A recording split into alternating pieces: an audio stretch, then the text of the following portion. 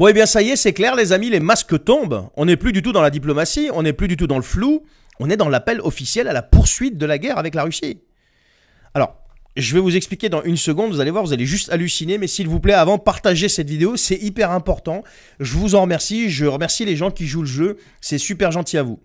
Alors, qu'est-ce qui se passe? Eh bien, 7 présidents de commission parlementaire des affaires étrangères, dont celui de la France, bien évidemment, viennent d'envoyer une lettre à Donald Trump. Une lettre à Donald Trump personnellement. Et vous savez ce qu'il lui demande?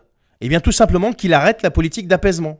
Je cite mot pour mot, juste une phrase de cette lettre qui veut tout dire. Nous demandons instamment qu'il soit mis fin à toute politique d'apaisement. Je répète pour ceux qui n'ont pas entendu. Nous demandons instamment qu'il soit mis fin à toute politique d'apaisement. Fin de l'apaisement. Est-ce que vous entendez bien? Ça veut dire quoi? Pas de trêve, pas de cessez-le-feu, pas de négociation, pas de compromis, rien, que dalle. Ils veulent que la guerre continue. Encore, toujours, coûte que coûte. Et parmi les signataires, donc vous avez les Ukrainiens, mais ça c'est normal, ils défendent leur pays. Vous avez les Polonais, les Français, les pays baltes, la République tchèque, et il y en a encore d'autres. Mais aussi, ce qu'il faut comprendre dans cette lettre, c'est le message qui est adressé à Trump. En gros, ne touchez pas à notre guerre et surtout pas de paix avec la Russie. Et ceux qui envoient ce genre de message, donc ces signataires de la lettre-là, ce sont exactement les mêmes qui nous répètent ici que la paix, c'est tout ce qu'ils cherchent. C'est ce que tout le monde cherche en fait. Que l'Europe veut la stabilité, que Macron joue l'équilibriste. Non mais arrêtez 2 secondes les gars là. Arrêtez 2 secondes. Ce courrier est une bombe politique. Assumez vos paroles. C'est un aveu direct. Ces gens-là ont besoin de la guerre, comme on l'a déjà dit à plusieurs reprises, pour continuer à exister politiquement. Ils refusent toute sortie négociée du conflit. C'est clair comme de l'eau de roche. Et ils exercent une pression énorme, enfin c'est ce qu'ils croient, sur Donald Trump, croyant que ça va produire un effet positif. Or, avec lui, c'est tout l'inverse qui va se produire. Imaginez un petit peu ce que ça veut dire. Même si demain, les Américains parviennent à calmer le jeu avec la Russie, ces types-là, là, ici chez nous, sont déjà en train de menacer politiquement pour que ça continue.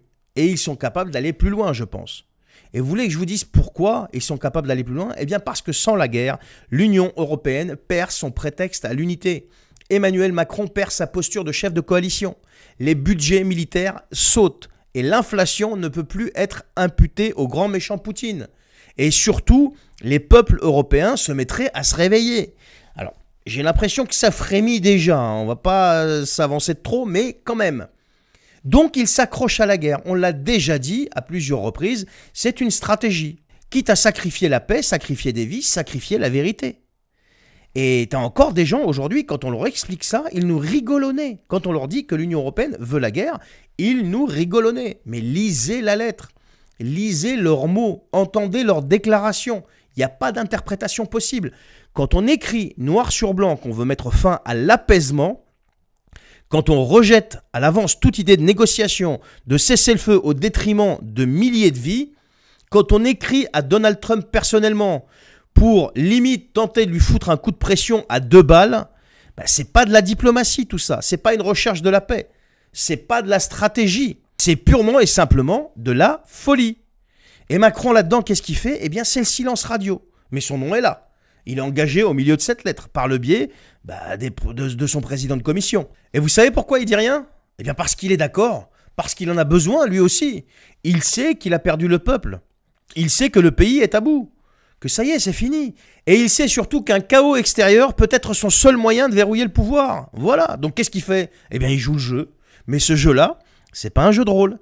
C'est un jeu qui va mener à une grande catastrophe s'il continue comme ça. Et je vous laisse me dire laquelle en commentaire. Allez, partagez cette vidéo les amis s'il vous plaît. Si vous n'êtes pas abonné, abonnez-vous. Et moi je vous dis à la prochaine. Il y en a en ce moment de l'info. Hein. Allez, salut!